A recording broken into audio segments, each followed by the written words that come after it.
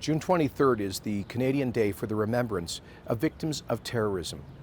a day that was established partly to remember the passengers of the Air India Kanishka that on this day in 1985 was bombed while crossing the Atlantic Ocean as a result of a terrorist movement here in Canada that was trying to send a political message by killing hundreds of innocents, most of them Canadians. And so today, on every year at this date, we remember them. We remember the families of the Kanishka bombing victims who continue every day to lay wreaths at memorials in Vancouver, Toronto, Ottawa, Montreal, and in Akahist, Ireland. I was honored to represent the Government of Canada there for the 25th anniversary of this terrible crime, and to work with the Air India victims' families on behalf of Prime Minister Harper to establish a redress and an apology to those families for the failures of the Canadian state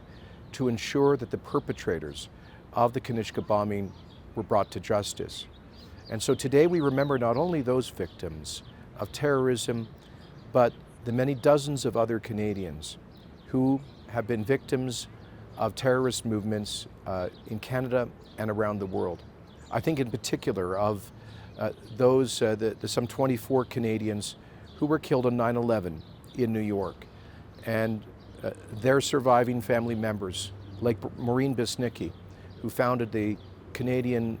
Widows Association of 9/11 victims. I want to thank all of them for their courage in never forgetting, in insisting that we strengthen Canada's anti-terrorism legislation. So we as Canadians on this day must rededicate ourselves to the global combat